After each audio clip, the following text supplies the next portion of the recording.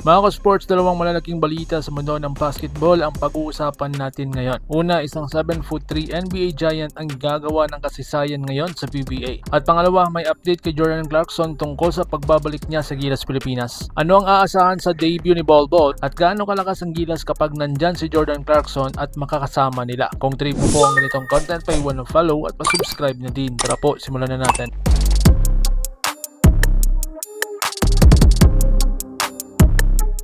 Mga ka-sports, PBA debut ni Bol Bol, history in the making. Sa wakas, ito na po mga ka-sports ang pinakahihintay na debut ng 7'3" NBA import na si Bol Bol sa PBA. Maglalaro siya para sa TNT at agad-agad na kasaysayan na ang gagawin niya. Alam nyo ba, sa height niyang 7'3", siya ang magiging pinakamatangkad na import sa buong PBA history. Malalagpasan niya ang dating tallest import tulad nila PJ Ramos na may taas na 7'2" at Bruno Sondov na may 7'2" ang height. Grabe, diba? Literal na tower sa gitna. Pero hindi lang yan mga ka-sports, ito rin ang magiging unang beses na maglalaro si Bol Bol sa isang overseas league outside the NBA at dito po sa PBA. At mas lalong interesting, anak siya ng NBA legend na si Manotti Ball. Ibig sabihin may dalang ligasiya, may dalang pangalan at may dalang expectation. So ngayon, expectation versus reality. Ngayon, napakadaming fans ang excited. May ilan pang nagsasabing baka daw na 50 points agad ni Bol Bol sa kanyang unang debut. Pero teka lang hindi basta-basta po ang PBA. Ayon sa coach ng kalaban sa Rain or Shine na si Yang Giao, hindi raw agad magiging dominante si Bol Bol sa kanyang unang game dahil mag-a-adjust pa siya sa physicality, mag-a-adjust sa sistema at sa style ng laro sa PBA. At siguradong game plan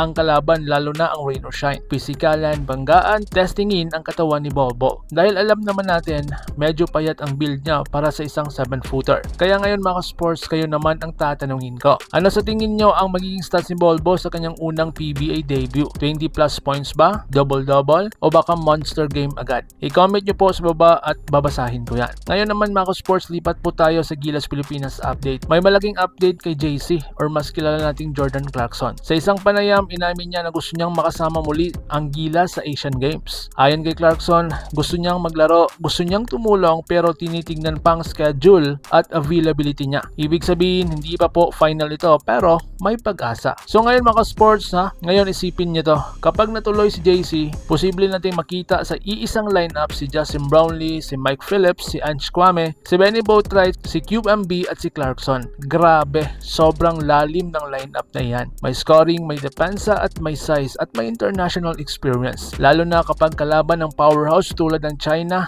may laban po talaga. Hindi lang Asian Games ang target, malinaw din sa pahayag ni Clarkson na pangarap niyang makapasok sa Olympics kasama ang Gilas. Para sa kanya, malaking karangalan ng i-represent ang Pilipinas sa pinakamalaking stage ng basketball sa mundo. Mga ka-sports pero hindi lahat puro hype. Ayon sa PBA legend na si Jerry Condeniera, hindi swerte ang panalo, 99% preparation, 1% luck. At kung hindi maayos ang problema ng Gilas, mauulit lang ang pagkatalo. Isa sa biggest issue ng Gilas, 3-point shooting, consistency, mental toughness. Lalong-lalo na mga sports laban sa mga team tulad ng mga Aussie at Kiwis, doon nasusubukan ng tunay na level ng ating national team. Sa huli mga may talento ang Gilas, may star power at may potential. Pero ang kailangan, execution, preparation at consistency. Kaya kayo, anong masasabi niyo? Kaya bang mag-dominate ni Bol Bol sa PBA? At kaya bang ibalik ni Clarkson ang Gilas sa tutok ng Asia? I-comment nyo lang po ang iyong hinaing sa baba at babasahin ko yan. At kung bago ka pa lang sa aking munting channel, like, subscribe at i-hit ang notification bell para lagi kang updated sa latest basketball news. Maraming salamat mga ka-sports, laban Pilipinas, puso, Sobano.